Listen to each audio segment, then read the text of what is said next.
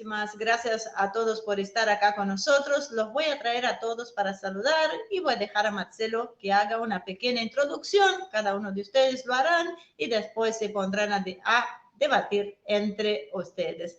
Así que vamos por la jerarquía, coronel. Bienvenido. Muchísimas gracias por acompañarnos hoy. Ahí el anfitrión Marcelo Ramírez. Ups, a vos te tengo que callar. Larry y Damián Jakubovici, está, desde estos cerros, ahí con toda esta energía, conectado ahí con nosotros. Así que bienvenidos todos. ¿Pueden hablar? Gracias, Ivonne, Marcelo. Claro, muchas gracias, Ivonne. Buenas tardes a todos. Buenas tardes. Bueno, gracias, un poquitito forzado lo mío. Marcelo Ramírez, te paso la posta, decís de qué vamos a hablar hoy y después ya arrancamos con eso porque ya no quiero aburrirlos tanto con mi presentación que fue medio larguita hoy. Yo no podía saludar porque me había cortado el micrófono, no sé si recordaste. Pero bueno, un detalle. Sí, me hicieron callar otra vez. No, bueno, hoy la idea es hablar del viaje del Papa Francisco por Medio Oriente, específicamente analizar las consecuencias geopolíticas, las expectativas previas y lo que nos deja esto. Creo que también es importante verlo desde el punto de vista de lo religioso, que en el fondo también termina siendo un tema geopolítico, y me parece, bueno, que para esto tenemos una oportunidad extraordinaria de contar con el coronel Pisolito, que conoce el lugar, creo que dijo que había estado un año viviendo y trabajando ahí, y Larry, que también es un conocedor de la zona. Creo que Damián no tuvo esa oportunidad y nosotros tampoco, pero bueno, creo que el aporte que ellos van a poder hacer a la charla, conociendo in situ mucho de la mentalidad del Medio Oriente, que son muchos pueblos difíciles de comprender y que a nosotros nos parece que fuera todo muy simple de entenderlo desde acá, pero después es bastante más complejo de lo que parece. Así que bueno, vamos a arrancar así cortito con esto. Creo que sería bueno que el coronel creo que tiene preparado algo para presentarnos e introducirnos en el tema. ¿Largamos entonces? Así nomás. Bueno, mira, la idea, este es un tema súper interesante, pero vamos a hacer aún más interesante y vamos a empezar por lo inesperado. Seguramente los más jóvenes ya tenían la televisión, los mucho más jóvenes tenían la internet, el Netflix. Nosotros, me refiero a mi generación, teníamos a los anuarios, el Tony y el intervalo. Si podés poner la próxima para que se vea bien, leíamos lo que en esa época despectivamente se conocía como literatura inodoro, pero que era muy interesante, se compraba toda la semana en los kioscos, estos personajes. Gilgamesh el Inmortal, Nippur de Lagash. Bueno, estos anuarios salieron del año 67 al año 98, ¿y por qué lo traemos a colación? Bueno, porque todas las acciones de estos personajes tenían lugar en un lugar que después nos explicaron en la escuela secundaria, se llamaba Sumeria. Un lugar que nada más ni nada menos se creó nuestra civilización, se inventó la escritura, se inventó la agricultura, se construyeron las primeras ciudades, muchos recordarán los famosos jardines de Babilonia. Bueno, justamente ese lugar es donde ha ido el Papa Francisco, una cosa realmente increíble, un Papa que viene del fin del mundo, de un país como el nuestro, que tiene poquísimos años de historia, va a los primeros lugares de esa civilización. Vamos a la próxima, así la podemos vislumbrar geográficamente, porque la geopolítica sin un mapa no se puede hacer. Bueno, esto es el Golfo Pérsico, los dos grandes ríos, el Tigris y el Éufrates. Concretamente yo viví un año abajo, no está la ciudad tan pequeña que no está, que es la ciudad de Simbad el Marino, la ciudad donde supuestamente estuvo el paraíso terrenal, que es un cuásar, y después también viví un mes en Bagdad, que es la gran capital posterior de toda esa región. ¿Por qué ese es un elemento importante desde el punto de vista religioso? Y esto es una visita apostólica religiosa, porque ahí está la ciudad de Ur, ustedes la pueden ver cerca del Golfo Pérsico, donde ahí nació el padre Abraham. ¿Por qué le decimos padre? Porque, bueno, justamente es el padre de las tres religiones monoteístas más importantes, del judaísmo, del islam y también, obviamente, del cristianismo. ¿Por qué? Bueno, según la Biblia, todo esto está relatado en los libros, los primeros libros de la Biblia, especialmente el Génesis, Abraham vivió nada más y nada menos que 205 años, tuvo un montón de aventuras, hizo un montón de cosas. Vamos a mencionar solamente, obviamente, las más importantes. Él va a tener 2 hijos, el primero con su esclava, porque aparentemente su mujer Sara era estéril y eso lo permitía la ley de esa época. Va a tener a Ismael y después, milagrosamente, por un favor que le va a hacer Dios, va a tener un hijo con su legítima esposa, con Sara, que se va a llamar Isaac. Acá es donde los caminos se cruzan y donde no dejan de ser interesantes justamente por este cruce. Para el pueblo judío, Isaac va a hacer, o Dios le va a pedir un sacrificio a Abraham en una piedra muy particular, después vamos a hablar de ella, y va a sostener esa mano de Abraham antes de que sacrifique a su hijo, y después Isaac va a tener 12 hijos que van a ser, bueno, los fundadores de las tribus de Israel, nada más ni nada menos. Por su parte, los árabes sostienen una pequeña variante de esta historia diciendo que no, que el hijo primogénito, es decir, Ismael, que había tenido Abraham con su esclava Agar, es el verdadero héroe, es el verdadero heredero, y bueno, ahí está la discusión, que todavía sigue, y por supuesto los cristianos, que somos herederos de estos grandes hombres, también reivindicamos toda esta historia. Hecho esta introducción, vamos a la próxima, por favor, Ivonne. Tenemos el viaje concreto que va a ser, perdón, esta es la ciudad de Ur, una reconstrucción. Ahí vemos un sigurat, esa gran torre, que algunos atribuyen que esa fue la Torre de Babel. Porque de ahí se elevaban los científicos que había ya en esa época, observaban el cielo, hacían sacrificios, y bueno, según la tradición bíblica, Dios los castigó porque claro, era una torre de más de 100 metros de altura, que prácticamente tocaba el cielo, según la Biblia, y los hombres en su soberbia fueron castigados justamente con el problema que tiene hoy Ivonne, que tiene que aprender ruso, porque antes los hombres y las mujeres aparentemente nos comunicamos con una lengua común y Dios castigó nuestra soberbia y dijo, no, ahora tiene que aprender idioma como Ivonne. Bueno, vamos, sigamos a la próxima.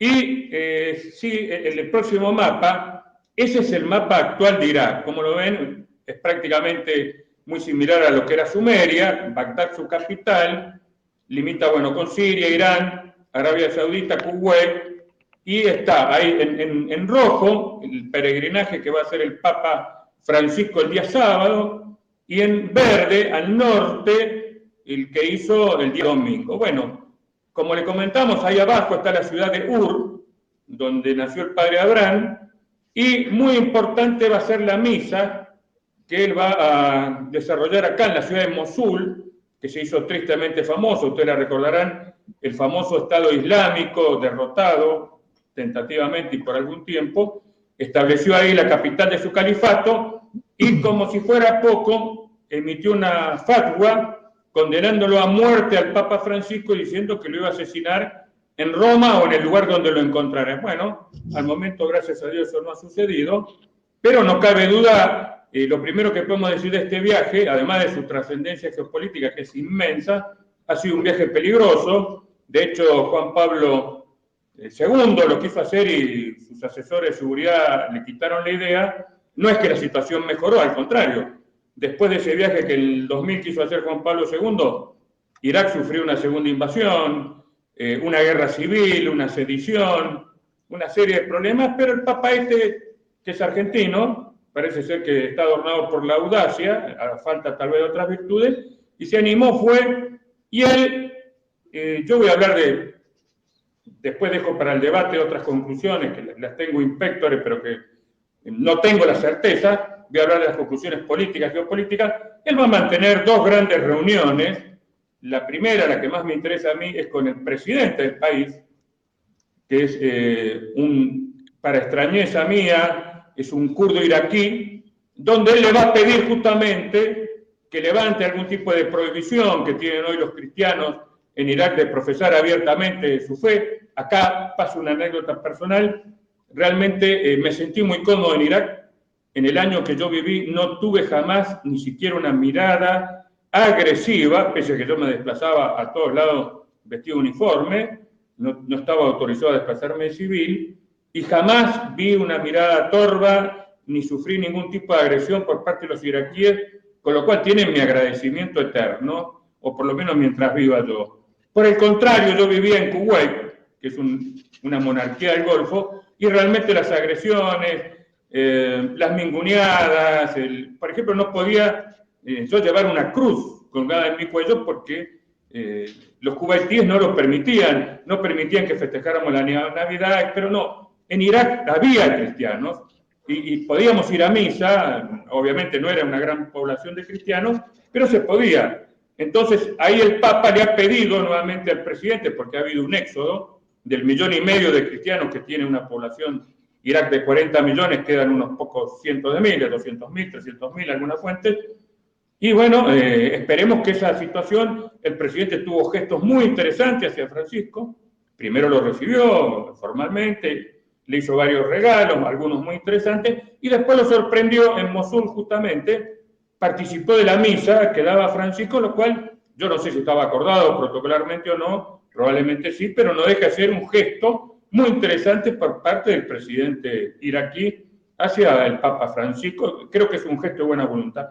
Y después, para otro dato antes de cerrar, él también se va a reunir con el Ayatollah al-Sistani, que es el jefe máximo del culto chiita, porque Irak, lo mismo que Irán, especialmente su parte sur, hay una mayoría chiita que ha librado grandes batallas contra la minoría sunita y también contra los norteamericanos. Es un tema que no es propio de esta charla, pero que lo tenemos que citar. Y al norte, donde también estuvo Francisco, hay un problema sediciento, largo, con los kurdos.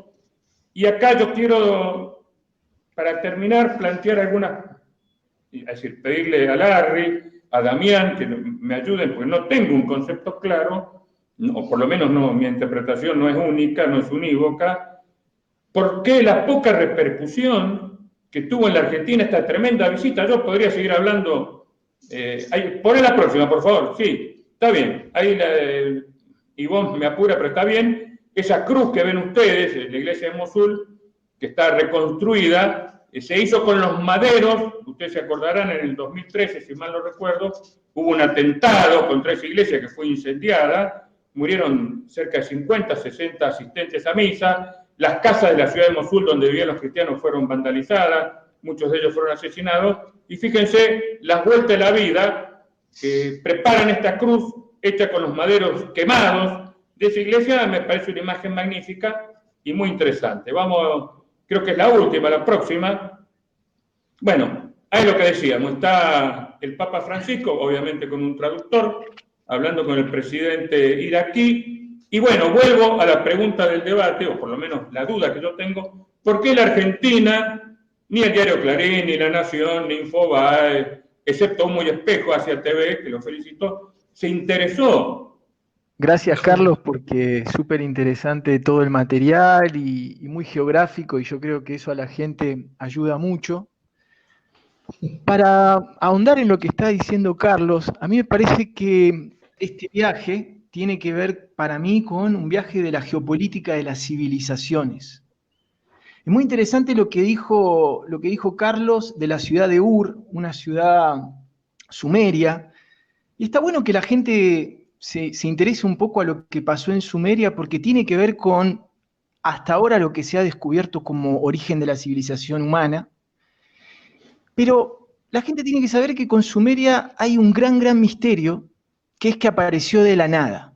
Eso es uno de los grandes misterios que hay de la civilización de Sumeria, ¿sí? Que apareció de la nada. Incluso el idioma que es el sumero o el sumeriano, como quieran, también es un idioma que no corresponde en absoluto a ningún otro idioma de la zona. Es como que los historiadores coinciden en que Sumeria de repente está incrustado ahí en la medialuna fértil que también mostró Carlos. Después hay otro tema muy importante que tiene que ver con el Papa Francisco, que va a buscar las raíces, como bien dijo Carlos, en lo que es el patriarca. ¿sí? Yo agregaría más que padre, patriarca, el patriarca Abraham o Ibrahim, como lo llaman los árabes, que es un patriarca que representa de alguna manera la unión de, como dijo, las tres religiones cristianas, judías y musulmanas. Y es interesante también esto, voy a dejar abierto la polémica porque es un tema que da para debate, pero Abraham es señalado en los textos antiguos como el primer hebreo.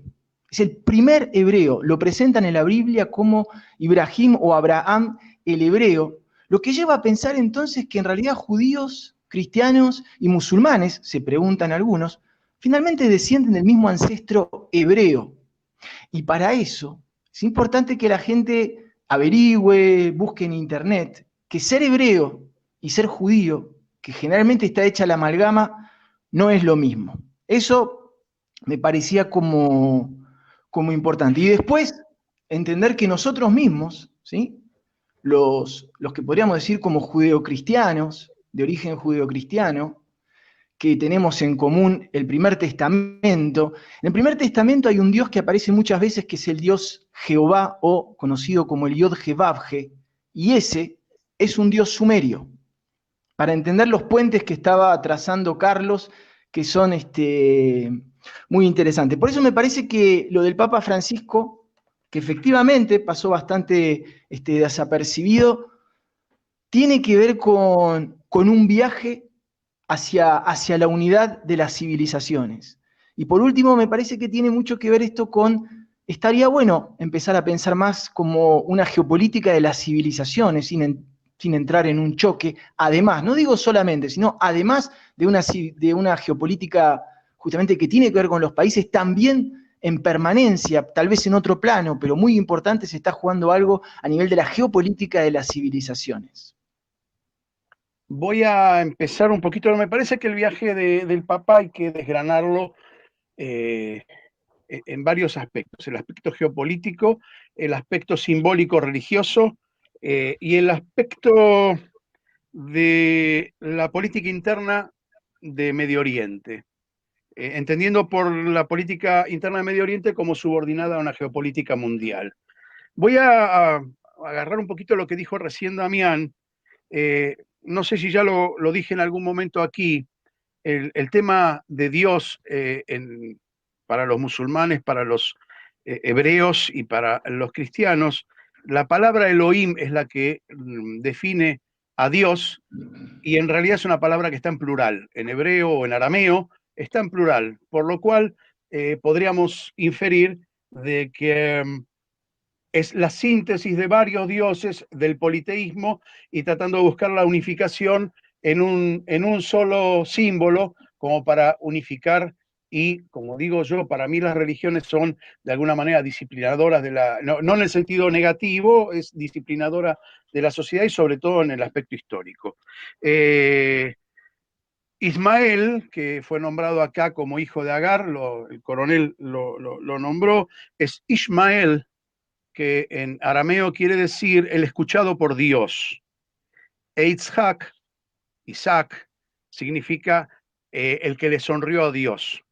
En realidad son todas simbologías, juegos del idioma, juegos del arameo, que se perpetuó en el hebreo y después en el árabe. Y bueno, de alguna manera, algunas pequeñas anécdotas del lenguaje que nos juegan todos los días, de algún modo, algunas pasadas a nuestra realidad. El viaje del Papa, a mi criterio, tiene un aspecto geopolítico buscando cierto equilibrio en la puja que hay en Medio Oriente, que existe en Medio Oriente, entre varios factores. El factor externo, que es Estados Unidos. Hay un mensaje, sin ninguna duda, a Estados Unidos por parte del Papa, en el momento que dice que en la zona de Irak se ha jugado el interés de facciones, dijo en estos términos, facciones y extranjeros que desestabilizaron la región, que desestabilizan.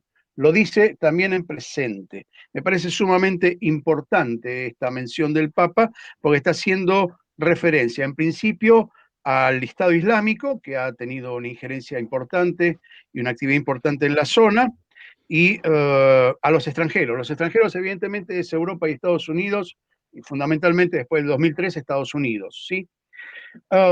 Marcelo hizo referencia a algo muy importante, o creo que fue Carlos, a la presencia, que le llamó la atención, dijo, y es cierto. El presidente iraquí, desde el 2018, con un aporte de mayorías, fue votado como presidente, es Barham Salih, un kurdo de la Unión Patriótica del Kurdistán. Como ustedes saben, los kurdos están repartidos entre 4 países: Turquía, Irak, Siria, y me falta, y alguna parte del Líbano. Se dice que los kurdos son los parias del mundo, inclusive en peor situación que los palestinos. Es muy raro y es muy significativo que sea un kurdo, los kurdos fueron muy reprimidos por Saddam Hussein, que ocupe la presidencia del país. Pero también es importante señalar a quien es el primer ministro de Irak, que es un chií, pero es un chií muy particular, un chiita muy particular, se llama Mustafa al-Kadhimi, es un periodista, es jurista y fue funcionario de la inteligencia iraquí post Hussein. Y por último, hay que destacar el encuentro, porque me parece ahí que está el encuentro fundamental del Papa en este viaje, me parece sustancial, el encuentro con Ali al-Sistani, que es el líder chií. En algunos lugares, en algún periodismo, se citó a al-Sistani como el líder de los chiitas mundiales. En realidad, la estructura jerárquica o confesional de los musulmanes no admite una figura papal, digamos, en el sentido de autoridad máxima. En el judaísmo tampoco existe eso, solamente tiene vigencia dentro de Israel, en el caso del rabinato. Pero no hay tampoco en el Islam una autoridad máxima. Por lo tanto, aquí hay que jugar con unas declaraciones que al-Sistani hizo en los últimos años sobre el papel que debe jugar la religión en la política. Y ahí se contrapone con la tendencia que expresan en Irán, país vecino y antiguo enemigo de Irak, con respecto a quiénes deben ocupar los puestos políticos. En Irán hay un consejo musulmán superior, un consejo, digamos, religioso, que es el que maneja los destinos de Irán. Al-Sistani sostiene que no debe haber un encuentro tan simbiótico entre la religión y la política. Esto lo enfrenta, aunque no lo expresa abiertamente la prensa, pero sí lo enfrenta al régimen iraní. Hay que recordar que al-Sistani nació en Irán y se estableció desde muy joven.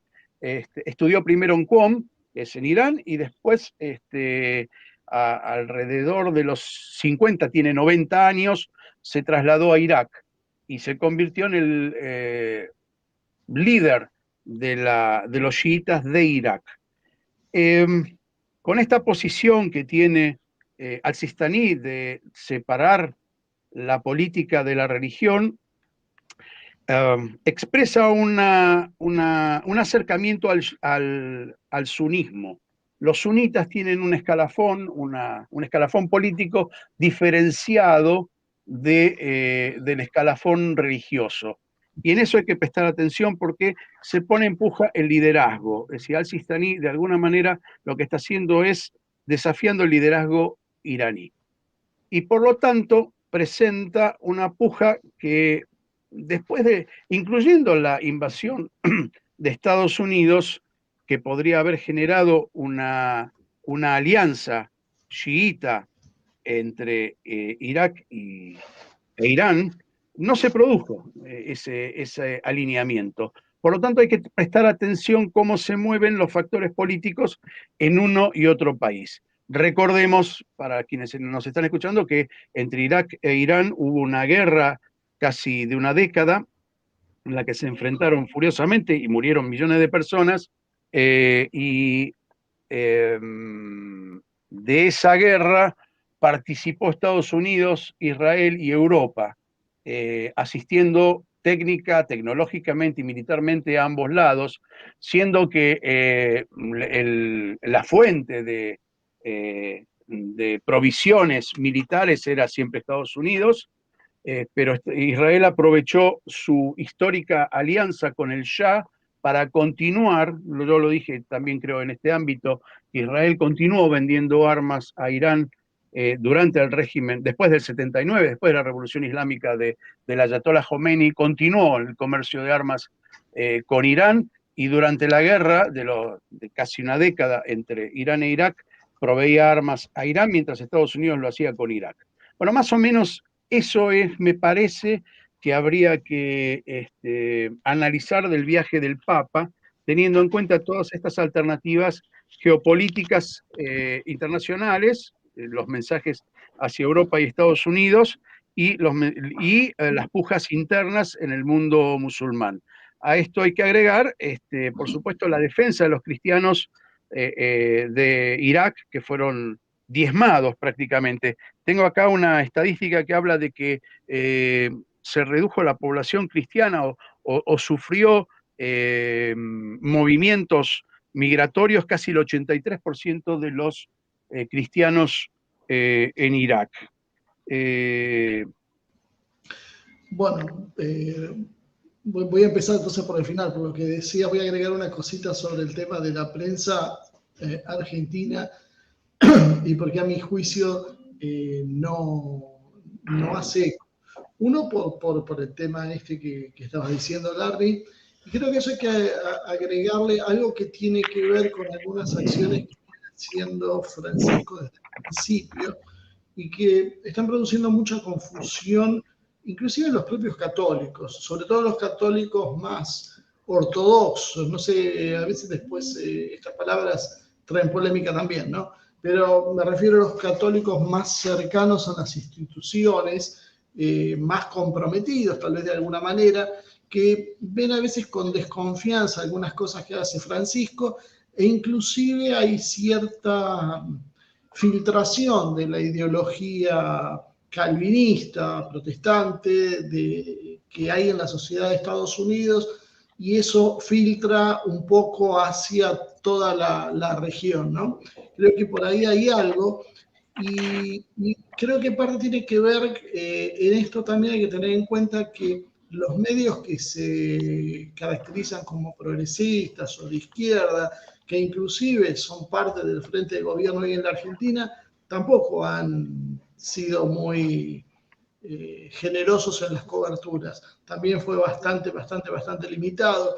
Y creo que esto tiene que ver con ese marco de enfrentamientos globales que hay entre una propuesta cultural que tiene el modelo globalista, que hoy vuelve a tomar el control de Estados Unidos, y aquellos que quedan por fuera, en general porque tienen que ver más con las visiones más tradicionales y nacionalistas.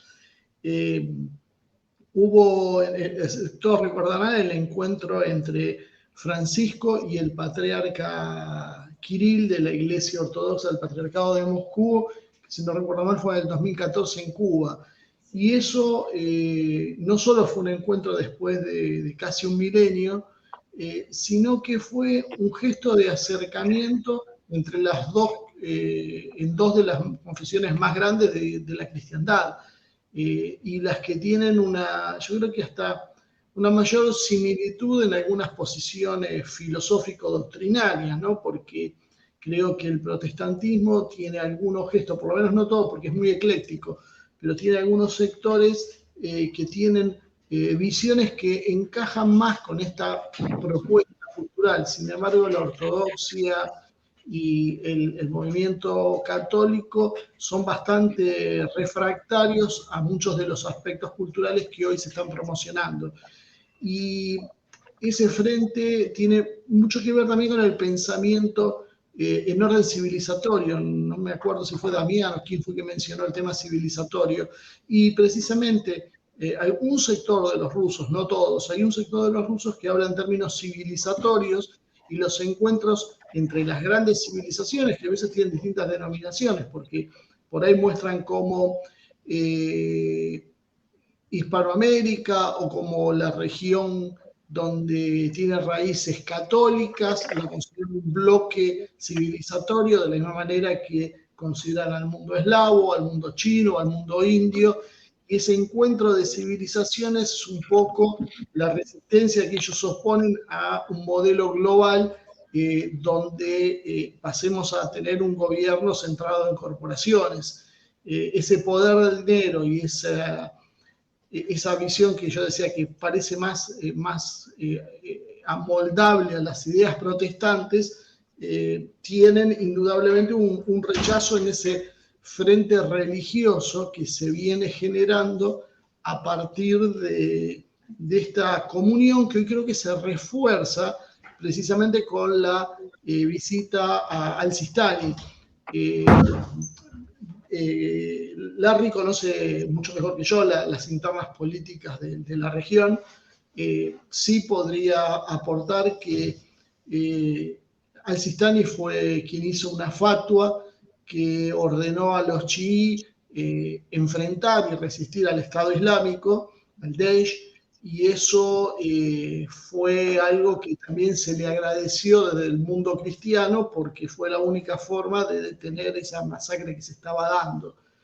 Y aparte, creo que nosotros tenemos una tendencia a ver los países como bloques sin diferencias internas. Creo que Irán está hoy sufriendo una serie de tensiones entre distintas corrientes. La del sector de Rouhani, que podríamos decir que es el sector más occidentalista, que apuesta a llevarse bien con el gobierno de Estados Unidos y con la Unión Europea, y después el sector de Ahmadinejad, que es un sector más nacionalista, que curiosamente creo que fue el que hizo más por los pobres, o por lo menos por igualar la situación económica dentro de Irán. Rouhani tuvo me parece una orientación distinta, y esto a veces termina, ya me están diciendo que me estoy pasando el tiempo, y esto a veces termina por confundirse, porque eso cuando se superpone con las ideas desde izquierda y derecha, termina siendo una mezcolanza que por eso a veces yo en lo particular no soy muy partidario de hablar de izquierdas y derechas porque genera mucha confusión y terminan los alineamientos después contradiciendo lo que parecía en principio. Y un detalle más, con esto cierro, creo que la seguridad del viaje, que se habló de 10.000 personas que estuvieron garantizando la seguridad del Papa Francisco, tiene que ver mucho también con la capacidad que sí en este caso demostró Irán para garantizar la seguridad, porque más allá de las diferencias que haya con Irak, yo creo que en el aspecto de seguridad el gran peso, la responsabilidad caía en los hombros de Irán, y Irán pudo sortear esto creo que con bastante éxito, porque por suerte no hubo ningún atentado, ni no hubo que lamentar nada, fue sumamente tranquilo. Disculpen si vuelvo sobre el tema, la imbricación que hay, el intercambio que hay. Fíjate que hablamos del presidente iraquí que es kurdo, el primer ministro que es chiita, la función de al-Sistani como líder religioso. Hablamos del Papa cristiano, hablamos del cristianismo oriental, que es lo más parecido a las religiones, digamos, a cristianas iniciáticas más antiguas. Como ves, participan de este juego geopolítico en un lugar como lo señalaba Damián, un lugar donde nació la civilización, la escritura, que es apasionante todo esto, porque no solamente juega lo político, juega lo religioso, juega lo clánico, ¿sí? Entonces, me parece que debemos tener, yo me había notado cuando nos preparábamos para esta charla, la función que había cumplido el partido Ba'ath, Partido Socialista, tanto en Irak como en Siria, y me parece importante tenerlo como referencia, como movimiento nacionalista del mundo árabe musulmán, más árabe que musulmán, porque era un partido que se autodefinía como laico, y cómo fue cambiando con el tiempo por la presión de los grupos religiosos integristas, ¿no? Me parece que por ahí vamos a encontrar algunas respuestas a esta visita del Papa, que lo que tiende es a frenar el integrismo. ¿Qué significa el integrismo? La imposición de la religión, no la anulación. Ni siquiera el fanatismo, mira, te diría que hasta le da permiso a los fanáticos, pero no quiere que nadie imponga una mirada religiosa que vaya más allá de los límites de los clanes que están en juego, tanto en Medio Oriente como su influencia en Europa. Y otra cosa fundamental, también el Papa va, me parece a mí, a matizar la islamofobia creciente que hay en Europa. Y creo que ese punto es un punto que nos toca como, me parece, como estudiosos del tema, aplacarlo. Todo lo que sea discriminación, judeofobia, islamofobia y xenofobia, básicamente. Y en Europa, el Papa ya lo definió eso. Al ir a Lampedusa, ya definió su mirada con respecto a eso. Y me parece que tenemos que mirar este viaje como parte de esa temática de frenar, matizar la xenofobia que hay en este momento en Europa. Me parece que pasa por ahí también este viaje. ¿Quieren que... Carlos quería hablar? No sé. Si no, hablo yo. Sí, en principio le quiero agradecer la contestación tan clara que me ha dado Larry. Yo la sospechaba, pero no me animaba a decirla. Pero vamos a seguir con la polémica. Yo no creo que el Papa sea peronista. Igual que yo, que tengo el gran defecto de ser coronel del ejército argentino, tengo un segundo defecto, que fui educado por los jesuitas. El Papa Francisco es básicamente un jesuita, que puede ser catalogado como un protoperonista. Si uno sigue la historia geopolítica, pues la orden religiosa más geopolítica que tiene la Iglesia Católica, y vamos a ver muchos puntos en contacto con el peronismo, más allá que sabemos que la juventud de Francisco, cuando no estaba ordenado, militó en la conocida Guardia de Hierro, pero yo creo que él encontró un formato que es el formato jesuítico, que es tremendamente pragmático, es una orden fundada por un militar, el capitán Ignacio Loyola, y que ha demostrado a lo largo de su vida, de hecho él es un gran lector de la geopolítica y la estrategia. Además, no sé si conocen una pequeña anécdota del Papa Francisco, que cuando, antes de ser Papa, estaban en el cónclave, le preguntaron, ¿y usted, si no hubiera sido sacerdote, qué hubiera sido? Y contestó, comando, así de una. Bueno, me agarro de eso y voy al punto central, que es el siguiente, y que un poco lo planteaba Damián y también Larry, Estados Unidos.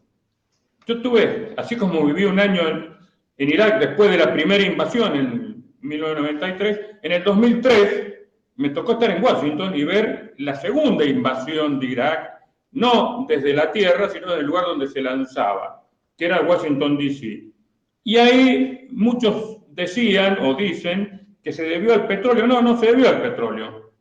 La intención, porque esto está escrito en los documentos estratégicos que tenían los Estados Unidos, era imponer la democracia.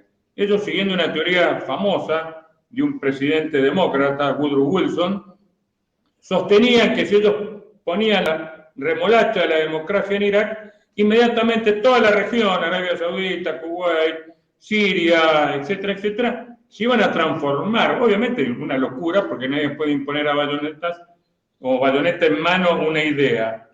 Pero bueno, esa es la idea norteamericana que ha trascendido las administraciones, porque George Bush padre y George Bush hijo eran del Partido Republicano, pero tomaron esta idea de un demócrata como era Woodrow Wilson, y la quiero contraponer con la idea del padre Francisco, del jesuita, del Papa, que justamente él lo ha dicho: yo no vengo a levantar muros, vengo a establecer puentes. Fíjense, nos lo explicó muy bien Larry, también lo dijo Damián con la geopolítica de las civilizaciones. Él ha tendido puentes, ha tendido lazos, no solamente con el presidente iraquí, que es un kurdo, es decir, una persona rara, no lo digo de forma despectiva, sino hay pocos, o no lo suficientes. Se ha reunido con un ayatolá muy importante, que muy bien explicó Larry las diferencias que tiene con Irán, y ahí yo creo que esta es la gran enseñanza que yo saco desde lo geopolítico, que el Papa ha ido a tender puentes, cuando otros poderes extranjeros, que ya sabemos quiénes son, han destruido esos puentes. Yo recuerdo cuando hacía mi viaje en auto desde Kuwait City a Bagdad, unos 600 kilómetros, estaba la famosa carretera de la muerte. ¿Por qué le decían la carretera de la muerte? Porque no había absolutamente nada, ni una estación de servicio, ni una alcantarilla, ninguna instalación militar que no tuviera un rosario de bombazos, porque no siempre le pegaban, es decir, estaba la estación de servicio y 400, 500 impactos de misil alrededor. Bueno, el Papa desarmado, no prácticamente desarmado, tendría su custodia, que sabemos que cualquier custodia ahí, si hay un intento serio, como juegan esos muchachos en ese vecindario, los guardias suizos deben durar 3 segundos. Pero eso habla de ese valor, y acá quiero reivindicar el carácter jesuita, ya lo hicimos, y el carácter argentino. Es decir, yo creo que el Papa tiene, como lo tienen otros ídolos de nuestra cultura, como lo tuvo en grado sumo Maradona, como lo tiene en otra forma, pero también lo tiene Messi, o cualquier otro argentino que se destaca, hay un excepcionalismo argentino, hay como un exceso. A veces se nos critica a nosotros por nuestros defectos y no nos critican por nuestros excesos. Y bueno, el argentino es un excesivo, y no creo que ningún papa, no quiero menoscabarlo a ninguno, hubiera tenido esta audacia tremenda de ir a ese lugar donde lo amenazaron de muerte, pero no lo amenazó de muerte cualquiera.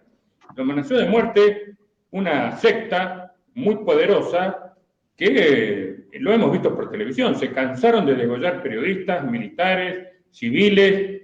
Y bueno, yo eso a mí como argentino, más allá que nuestra prensa, comparto, es muy berreta, lo que dice Larry, me satisface como argentino realmente saber que un representante nuestro, y un poco, y con esto cierro, también me deja la amargura que él, obviamente, lo ha dicho que va a morir en Roma. Todos los papas mueren en Roma. Y que probablemente lo haga sin visitarnos, con lo cual se le puede aplicar la frase que el gran Aníbal, luego de derrotar a los romanos en la batalla de Sama, enterado que había sido traicionado por Cartago, dijo: patria mía, ni siquiera mis huesos vas a tener. Y bueno, tal vez Francisco lo entendamos a ese punto de la amargura, del dolor, de que acá en la Argentina nos preguntamos si le regaló un mate, si le dio el beso en la mesilla derecha, si estaba sonriendo, y todo tipo de tonteras que Larry dijo muy bien, Berreta. Bueno, yo quiero reivindicar la figura, independientemente de su religión o de su adscripción o de su política, de una persona que se juega, que se ha jugado y que creo que va a pasar a la historia. Daniel. ¿Alguien? Dale. Sí. Yo voy a estar un poquito más polémico por ahí, porque si no, no es tan divertido.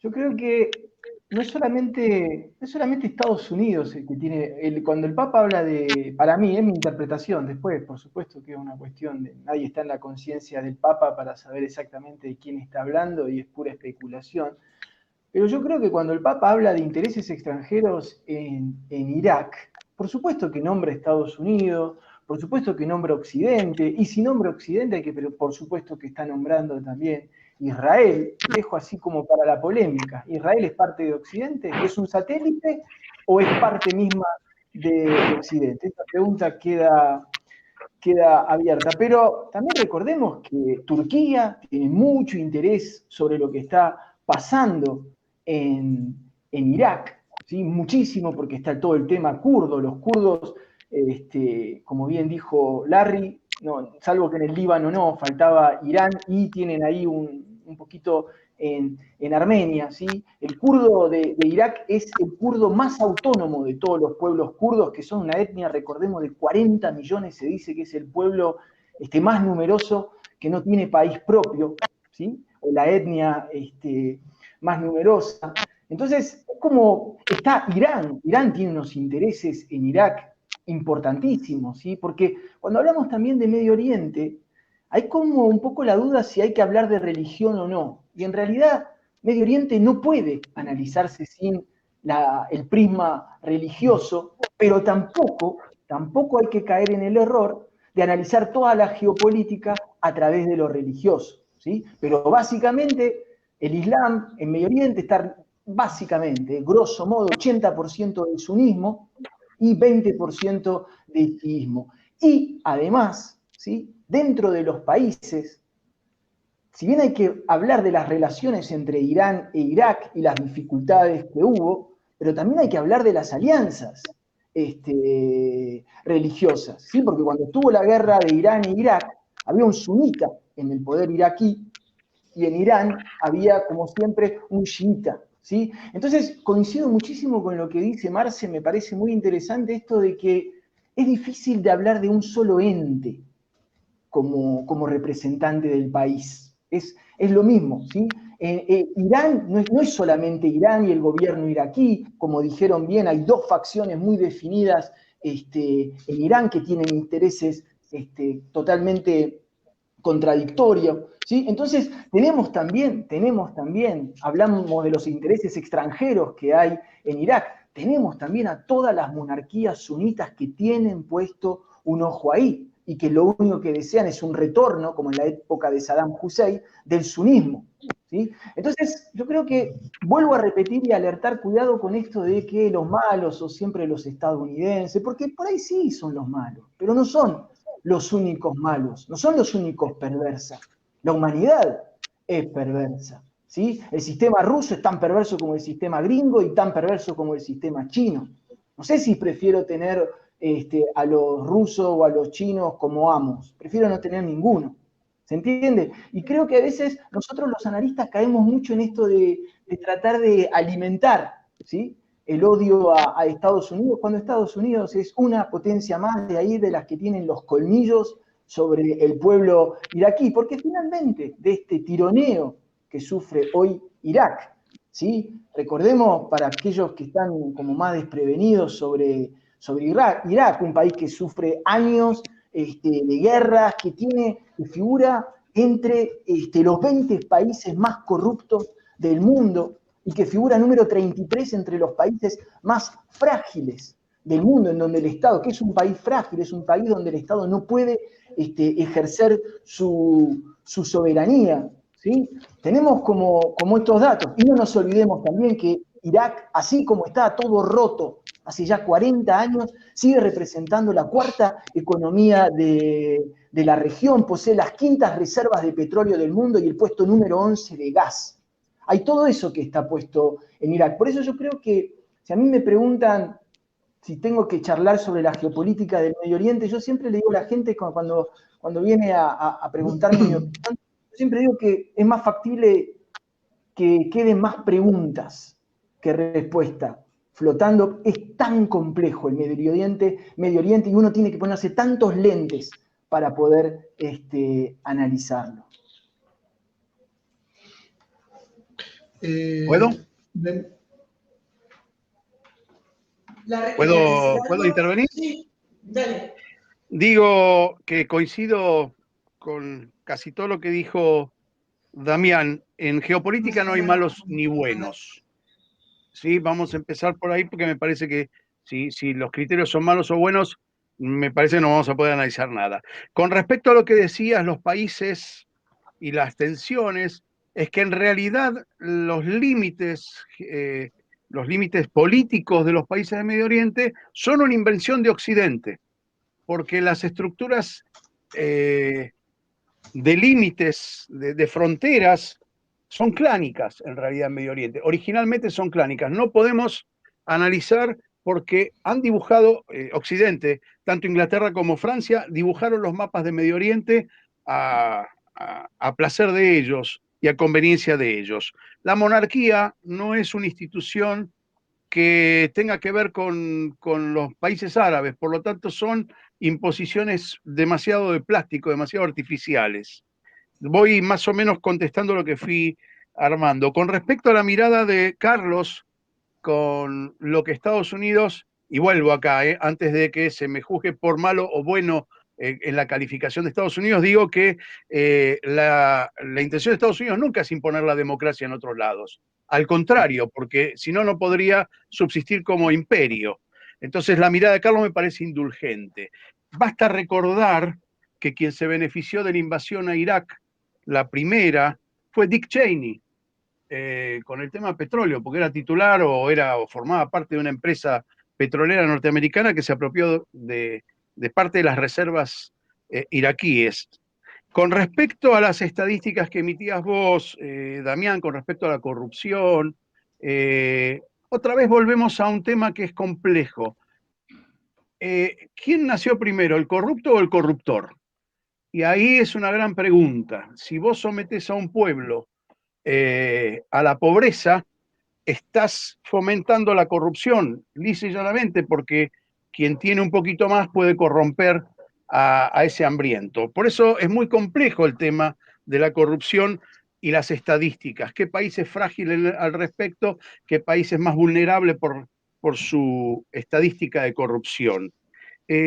Planteaste un tema maravilloso que es el tema turco. Turquía tiene, en principio asume el Islam sin ser un pueblo árabe. Tuvo un dominio de casi 7 siglos en toda la zona, inclusive en Europa. Por supuesto que la mirada de Turquía es una mirada a tener en cuenta. Y lo último que me había notado, no, 2 cosas. Es importantísimo lo que dijiste, Damián, sobre la influencia china y rusa. Por supuesto que uno puede coquetear con aquellos que pueden llegar a ayudarlo a dejar de pertenecer a un solo imperio. En este caso, si la Argentina quisiera dejar de estar en la influencia de Estados Unidos, puede coquetear con Rusia y puede coquetear con China. Ahora, no esperemos ni de China ni de Rusia que su padrinazgo sea a favor y generoso con nosotros. Por supuesto, tienen sus proyectos propios. Y lo último que dijiste con respecto a Israel, si es satélite o parte de Occidente, yo diría que las 2 cosas.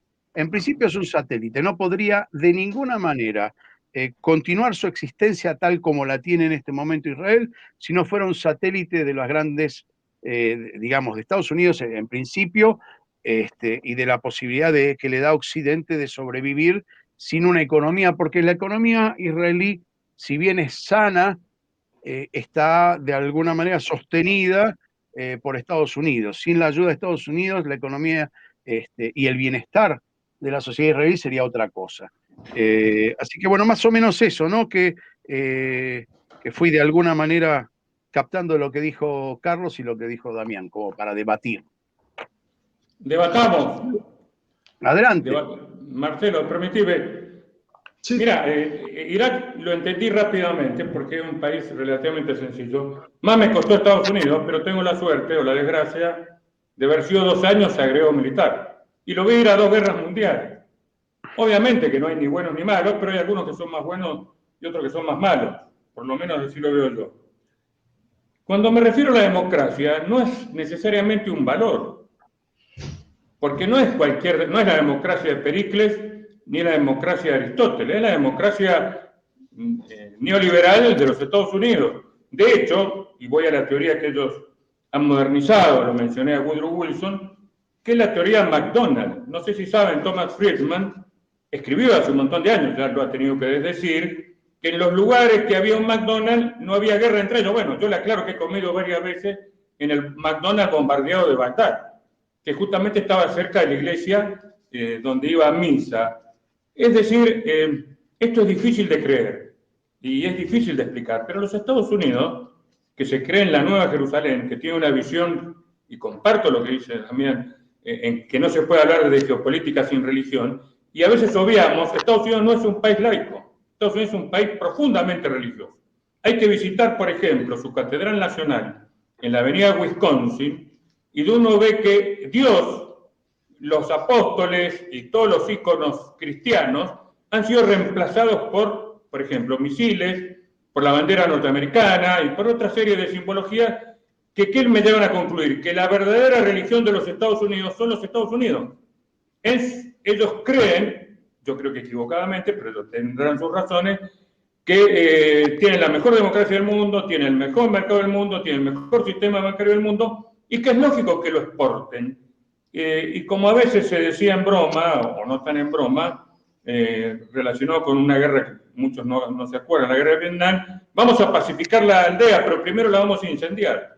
Y un poco es lo que yo vi en Irak, porque si había un país tranquilo, más allá de Saddam Hussein, que era un déspota, donde un occidental podía practicar su religión, o como yo, comerse un McDonald's, un Big Mac, era Irak. Cosas que no podía hacer, por ejemplo, en Arabia Saudita. Arabia Saudita no podía salir con manga corta ni en chancletas porque me detenía la policía religiosa.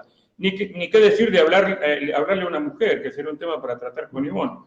Es decir, Irak era un país lo más occidentalizado, de hecho era el aliado preferido de los Estados Unidos, lo mencionó Larry, y fue apoyado en su guerra contra los ayatolás iraníes. Pero entonces, ¿a qué apunto? Es decir, no quiero parecer ingenuo, trato de no serlo, pero tampoco soy relativista ni indiferente. Cuando a un país como Irak se le arroja el equivalente a 4 bombas atómicas, y no me lo contaron, yo estuve en los refugios de Bagdad, donde supuestamente había civiles, donde las personas quedaron volatilizadas, quedaron dibujadas contra las paredes, porque los misiles entraron por los ductos de ventilación para desalojar a Sí, ¿cuántos dictadores hay en esa región? Creo que ninguno, excepto Israel, que es una democracia, Siria más o menos, Turquía también. El resto son todas autarquías donde sabemos, por ejemplo, Arabia Saudita, que agarraron a un periodista que no les gustaba, lo trozaron y lo enterraron en un jardín, y está todo filmado y está todo grabado. Entonces, no me creo. Es decir, ellos eligieron Irak porque era favorable a esa teoría de que ellos iban a poder implantar la democracia. Y no quiero, obviamente, que la democracia la podemos calificar tal vez como el menos malo de los sistemas humanos, pero no me refiero a esa democracia aristotélica de Pericles ateniense, me refiero a la democracia mercantilista, turbocapitalista, neoliberal, que es la de las empresas. Y Dick Cheney, con esto cierro una nota personal, quien lo conocí personalmente, no me cabe duda que era quien mandaba. En varias recepciones, en una me tocó, estaban todos, estaba George Bush, estaba Wolfowitz, estaba Pearl, estaba el Donald Rumsfeld, y estaba Bush en un semicírculo, y yo veía el dedo de Dick Cheney que hacía esto. Por supuesto no escuchaba las conversaciones, pero obviamente ese señor estaba manejando el gobierno y estaba impartiendo órdenes. Ahora, él no se benefició con ningún... Los Estados Unidos no ganaron nada con el petróleo, se lo puede mostrar en otra clase o en otro debate los números, no se benefició para nada, al contrario, perdió millones de dólares por la destrucción de la infraestructura petrolera iraquí, que era bastante importante. Y sí, ahí le doy la razón a Larry, Dick Cheney no vendió petróleo, vendía suministros a las Fuerzas Armadas norteamericanas, comida, combustible, efectos, porque para que tengamos una idea, el presupuesto de defensa que en ese momento eran 4.000 millones de dólares, y lo que la Argentina gasta en un año, los Estados Unidos lo gastaban en un día, tuvieron que suspender todos sus planes de modernización militar, que eran costosísimos, y gastarlo en suministros militares, en munición, en combustible, en comida, en amputaciones, en medicina de absoluta tecnología para los quemados, para los amputados. Y ahí sí, el amigo Dick Cheney hizo el gran negocio no de la guerra, sino el gran negocio de la paz. Pero bueno, con esto quiero poner mi punto para no quedar como un ingenuo, que no trato de no serlo, pero no significa que no tenga ideales. Ser un realista con ideales, es decir, hay, lamentablemente en toda historia hay algunos que son un poco menos malos que los otros y algunos que son un poco más buenos. Por lo menos, como decía un famoso comentarista deportivo, así lo veo yo.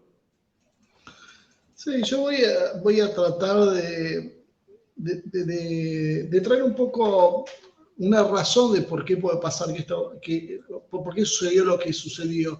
Creo que en Medio Oriente, en realidad, no es el Medio Oriente de los años 60, donde era la provisión de energía para la industria mundial. Hoy Medio Oriente está en medio de un modelo de cambio y me parece que es interesante ver, y esto yo lo he comentado acá, creo que lo comenté una vez con el coronel Pisolito, que tiene mucho que ver con una idea que tuvo un analista militar que era Thomas Barnett, que que él tiene una idea, y le voy a pedir a Bonnie que le pase no sé si la va a poder poner, una imagen que le acabo de pasar ahora medio a las apuradas, así que no es la mejor, pero por lo menos sirve para dar una idea. Él tenía una idea general en que había que dividir el mundo en dos sectores, lo que él llamaba el corazón, the core, y la brecha, the gap. La diferencia de estos dos sectores tenían que ver con que había un mundo que era viable. Recordemos que estamos hablando de esto en pleno auge de la globalización que impulsaba a Estados Unidos ya como única potencia hegemónica. Y él creía que había una parte del mundo que era viable para ese modelo. Estados Unidos, Canadá, Europa, inclusive Rusia, China, Japón, Corea, el mundo que podíamos decir realmente desarrollado. Y después había una franja en el medio, que era un mundo que era una especie de despensa, inviable políticamente, no atractivo desde el punto de vista de los mercados, no era un mundo al cual uno pudiera venderle nada que haga negocio, y que lo mejor era subordinarlo a un papel de entregar materias primas al menor costo posible. Mantener el control militar, como ha hecho Estados Unidos con más de 1000 bases o con 1000 bases militares a lo largo y ancho del mundo, era una locura, es imposible de sostener en el tiempo. Entonces, la idea que él tenía era atomizar esos estados, destruirlos, llevarlos hacia la Edad Media, pudo poner el mapa Ivoni. Bueno, más o menos ahí lo que vemos dentro de ese círculo rojo, no es el mejor mapa, ya lo aclaro, pensé que conseguí ahora mientras estábamos hablando, es más o menos el sector que él considera inviable, el sector que tiene que ser eliminados los estados para que puedan aprovisionarse cuando se necesite, con un doble propósito también, porque esto después es la misma idea que corporiza el almirante Cedrowski, y de esa manera consiguen ellos que terminan de elaborar la idea diciendo, bueno, lo que nosotros no necesitamos ahora, como era el caso del petróleo, porque Estados Unidos ya venía con la revolución del fracking, nosotros podemos directamente dejarlo, pero impedir el acceso de nuestros enemigos. Por ende, hoy Medio Oriente no lo necesita Estados Unidos para aprovisionarse de petróleo, sí lo necesita China. Lo que Estados Unidos puede hacer es incendiar Medio Oriente porque eso es más barato que controlarlo como estaba haciendo, y por otro lado cumple ese propósito de privarle a China el acceso al petróleo y a la vez liberar las fuerzas que estaban en Medio Oriente para hacer el pivote hacia Asia que había hablado Obama. Obviamente esto es antes de que ahora se vuelve a lanzar la Agenda Verde, donde directamente ya el petróleo empieza a bajar en su demanda internacional. Entonces yo creo que el eje del problema, que lo que estamos viendo ahora, no es tanto el dominio para poner un gobierno como era hace décadas atrás, para poner un gobierno que responda a mis intereses, sino simplemente es destruir los estados para que haya bandas armadas con las cuales se puede negociar o se las elimina si hace falta, pero garantizar que no haya una resistencia organizada. Eso creo que es un cambio que a mí me parece que hay que tenerlo en cuenta cuando uno analiza eso, porque es un cambio metodológico. No buscan, como decía, cambiar un gobierno, sino en realidad destruir un Estado, que es algo que es diferente. Y bueno, cierro esto con una frase que me quedó pegada de Radakov, que dijo el otro día, que me pareció brillante. Él decía que hay siempre dos puntos de vista, el mío y el equivocado. Muy bueno, Marcelo. Muy bueno, muy bueno. Yo, si quieren, para cerrar, me gustaría hablar un poquito de algo que le hablamos muy por arriba, que es la geopolítica del Vaticano, ¿sí? Y que yo creo que la geopolítica del Vaticano es una geopolítica que va mucho más allá de lo simbólico, ¿sí? Son pocos. Recordemos que el Vaticano tiene 44 hectáreas de memoria, estoy hablando, ¿sí? Tiene 44 hectáreas, pero no hay muchos estados que se pueden jactar de tener una influencia, pequeña o grande, pero una influencia al fin, a nivel de política mundial y global. Podemos hablar de Estados Unidos, podemos hablar de Rusia, podemos hablar de China, tal vez de Inglaterra, tal vez un poquito de Francia, y después paramos de contar. Y ahí entra el Vaticano, uno de los estados más antiguos de la historia, ¿sí? Aún vigente, desde casi el siglo VIII, está el Vaticano, muchas veces como olvidado, pero siempre omnipresente en las relaciones internacionales. Miren si tendrá fuerza la geopolítica del Vaticano, que le estamos dedicando un programa, ¿sí? ¿Cuántos países pueden jactarse de tener la red diplomática que tiene el Vaticano? ¿Sí? Lo voy a decir un poco fuerte, pero cada iglesia es una embajada, prácticamente, salvando las distancias. Entonces, no es para subestimar el poder del Vaticano, y yo creo que este hecho de que hagamos un programa sobre esto, que haya salido en todos los medios de cobertura internacional, reconociéndolo como uno de los grandes acontecimientos, que vuelve a marcar la jugada de Occidente, tratando de hacer tal vez un gesto desesperado por querer recuperar algo de presencia en Medio Oriente. Por eso tal vez habría que dedicarle todo un programa a la geopolítica del Vaticano y la influencia que ha tenido en la historia de la humanidad. Damián, yo te voy a traer, voy a llevarte o traer al pastor Raúl Radakov, porque él dijo exactamente lo que estás diciendo. Él quiere tratar la geopolítica del Vaticano, así que voy a hacer un rock con las mesas, porque allí con el Sheikh Abdul Karim Paz, Facundo Quiroga y Luis Medina no hubo consenso, y él quería tratar justamente este tema, así que lo vamos a encarar. A mí me cuesta mucho mirar el Vaticano como una persona de fe, me cuesta mucho estar en esta mesa geopolítica, de la geopolítica cruda y dura, y no hablar desde la fe, ¿no? A mí realmente me cuesta bastante. Así que, bueno. Dame un segundo antes que siga otro, porque así empalmo en tu hilo. Agrego un par de preguntitas. El que tiene esa influencia, ¿es el Vaticano o es el pensamiento católico? Porque tal vez no es exactamente lo mismo. La segunda pregunta, ¿el Vaticano está infiltrado? ¿Realmente la CIA, otras organizaciones han penetrado dentro del Vaticano?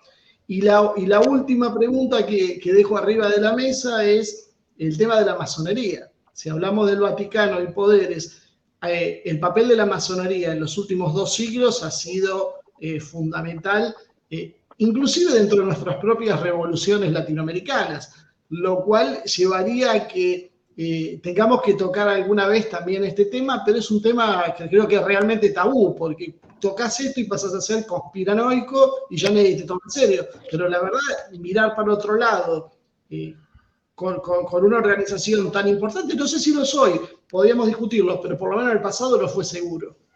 Yo creo que amerita, Marcelo, lo que estás diciendo, la geopolítica, el programa especial de geopolítica de las sociedades secretas, que hay muchísimo para hablar. Por más que después te acusen de todas maneras, convengamos que la masonería es laica inicialmente, no religiosa, ¿no? Como para ubicarla en el contexto como factor de influencia, ¿sí? Como factor de poder. Sí, o de influencia. Inclusive después podemos, si querés, traemos el sionismo, que también es laico, ¿no? El sionismo no, tiene un contenido místico interesante, ¿no? Como para analizarlo. Después vemos cuál es la mecánica, pero tiene una raíz. Sion es Jerusalén, entonces tiene un contenido místico aprovechado políticamente, sin ninguna duda, ¿no? Por eso hay herramientas de poder que son interesantes de analizar. La masonería que conozco bastante, también tiene un contenido místico, además de político, muy, muy importante, ¿eh? Recuerden que la masonería, ¿sí?, se basa en todo lo que son los textos cabalísticos, ¿sí? La cábala, ¿sí?, es la parte mística de todo lo que es lo hebreo. Así que la masonería del sionismo es muy difícil. Fíjate que todas las grandes iniciaciones masónicas se hacen con letras hebreas, ¿sí? El poder de los hebreos adentro de la masonería es muy importante. No sé, no estoy tan seguro que se podría disociar la masonería tan fácilmente de la mística. Ya tenemos el tema para el próximo programa. Sí, los factores de poder no tradicionales o no contemplados en los análisis geopolíticos, pero no estructuralmente políticos a la vista, digamos, ¿no? El poder que subyace. El poder que subyace. Organizaciones secretas o semisecretas, porque a veces se blanquea parte, pero hay otra parte oculta. Y bueno, y si quieren, ya seguimos en esta tónica, podemos tirar el papel del satanismo. Opa, ese sí es un papel importante, ¿ah? En la geopolítica, coronel, ¿qué me dice usted de esto? Mirá, yo voy a citar palabras, yo creo que no es el Vaticano, no es el lugar, no es su geopolítica, son los papas. No en vano, los últimos papas no son romanos y han tenido todos problemas con la curia romana, que durante muchos siglos mantuvo cierta continuidad. La quiso romper Pablo VI, y no nos olvidemos de sus proféticas palabras cuando dijo: el humo de Satanás, así lo dijo, textual, ha entrado en la iglesia, y con ese humo se refería a la masonería. La masonería, no me cabe duda que es una institución religiosa que está muy vinculada a lo talmúdico. De hecho, y esto dejamos la pelota picando, ya hay, no son denuncias, son avisos de que Israel, el Estado de Israel, está enmarcado en la reconstrucción del tercer templo, en un lugar que aparentemente es muy cerca de la explanada de las mezquitas, pero no es exactamente la explanada de las mezquitas, donde sabemos que sería imposible hacerlo, pero que nuevos descubrimientos arqueológicos, yo estuve allí hace 2 años, dirían que el templo no estaba donde dicen que está, sino ahí donde ya se está reconstruyendo, con lo cual entramos en la geopolítica profética, si quieren, pero dejémoslo ahí y vamos, concentrémonos en los papas. Analicémonos. Juan Pablo II, un hombre que venía de la famosa Iglesia del Silencio, polaco, esto lo sé porque tuve la suerte de tener en Estados Unidos como profesor a Sebastián Melady, que fue el embajador de George Bush padre e hijo en el Vaticano, y él me decía: el que hace la política es el Papa, a veces en contra y a veces torpedeado, lo ha dicho Francisco con todas las letras, por la propia curia. Entonces Juan Pablo II, que era polaco, profundamente anticomunista, colaboró con los Estados Unidos en la caída de la Unión Soviética, eso no podemos negar. Después lo tenemos Benedicto XVI, que fue un interregno alemán, pero que hizo cosas muy importantes vinculadas con la doctrina, y lo tenemos finalmente a este loco que es Francisco, que está dando vuelta y está enfrentado a la curia, está enfrentado a los grandes poderes del mundo, y está poniendo una pica en Flandes, o una cruz, mejor dicho. Entonces sí, comparto, tendríamos que tener un programa especial dedicado a las organizaciones secretas.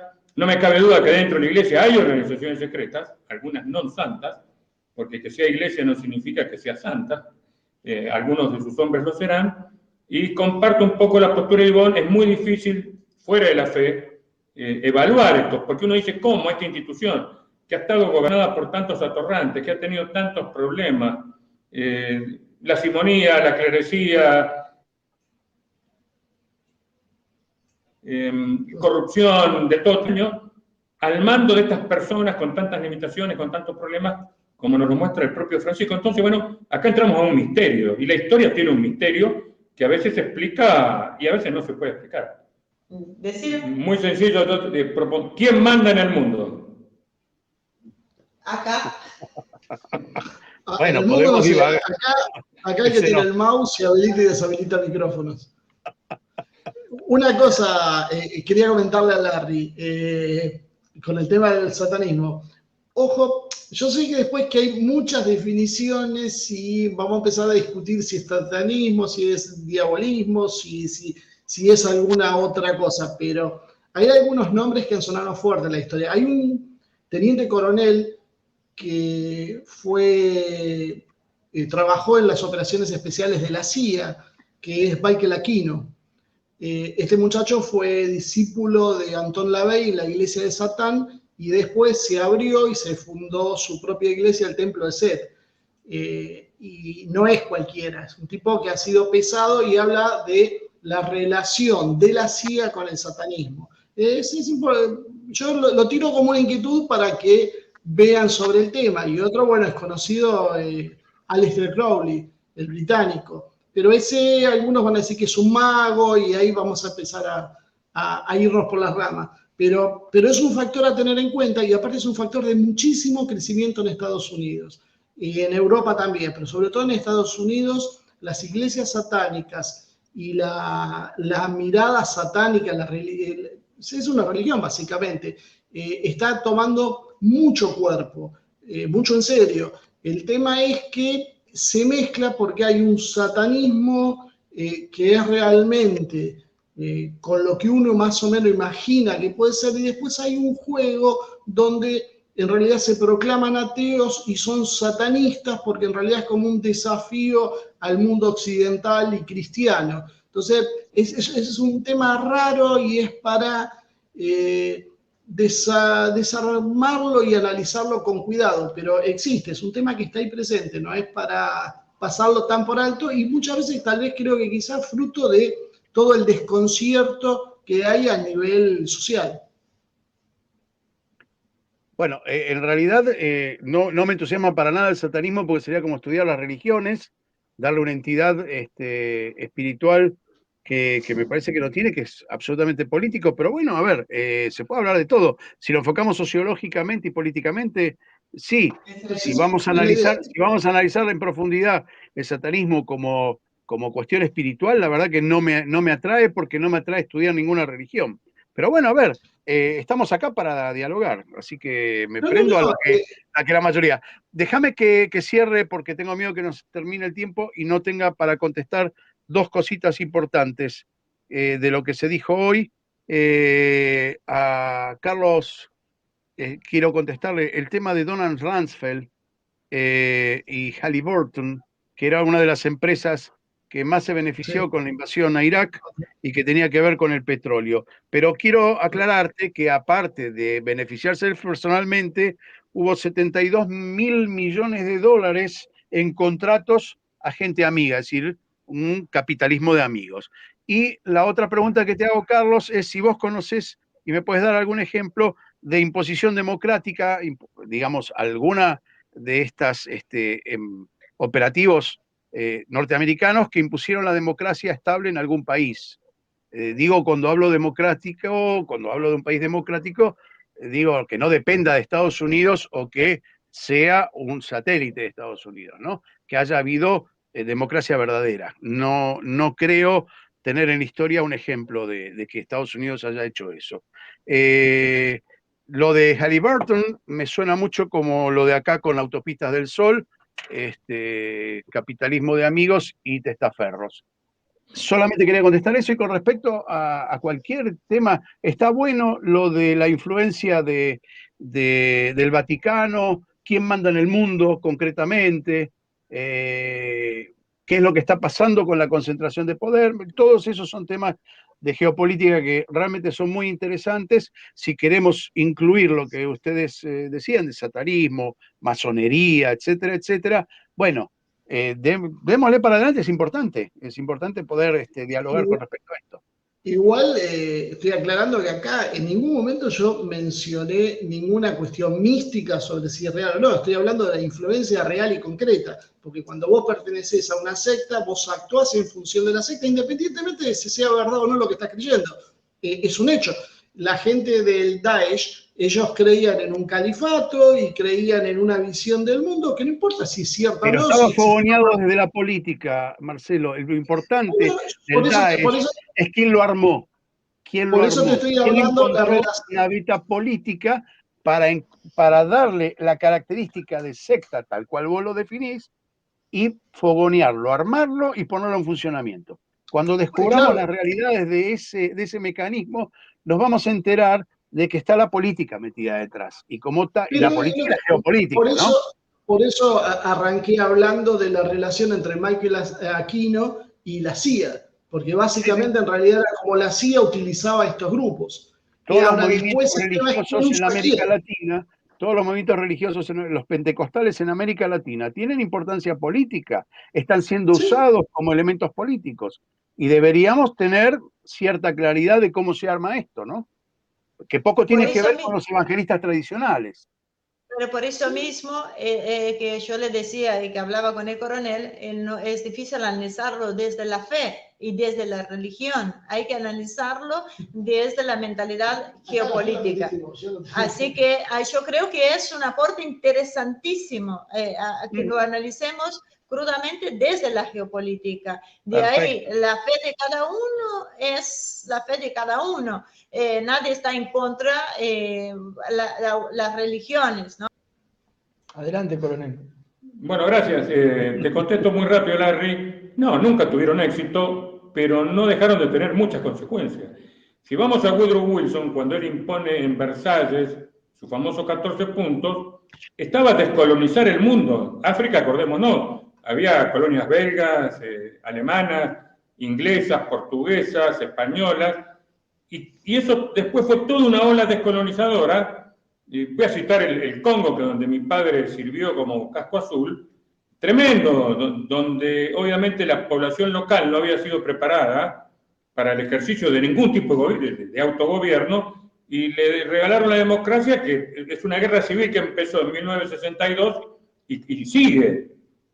Bueno, es lo mismo, los norteamericanos reciclaron esa idea y lanzaron el tema de la democracia, y vemos el desastre que ha sido Irak. Es decir, que no haya tenido éxito no significa que no hayan puesto todo el empeño digno de mejor causa en eso. Y yendo al tema, yo creo que bajo el título ¿quién manda en el mundo? Van a surgir las élites, van a surgir la masonería, va a surgir el sionismo, va a surgir la iglesia, va a surgir los pentecostales y van a surgir los satanistas que quiere Marcelo, va a surgir todo, porque en este plato no hay una sola mano, hay un montón, y a medida que vayamos distinguiendo, los más poderosos, que ya se han sacado la careta, dicho sea de paso, yo entonces propongo, hablemos de quiénes comandan o pretenden comandar el mundo. Muy bien, perfecto, Damián. La mano que se la cuida. Muy interesante todo, eso me parece que está bueno, para recalcar la profundidad de cuando se encaran los temas y también mostrar un poquito, subrayar esto de que cada vez que tocamos un tema es como que abrimos muchísimas puertas. Y creo que de alguna manera lo que por lo menos uno intenta transmitir en estas charlas es que la gente abra su mente, que no se quede solamente en los problemas fronterizos de su país y que realmente entienda que todo está conectado con todo. Y que hablamos de religión, y que hablamos de sociedades secretas, y que hablamos también de historia de las civilizaciones, y que hablamos también de filosofía, de antropología, porque finalmente la geopolítica en sí no es más que un cruce de camino, una vesica piscis de un montón de prismas diferentes de análisis de la realidad.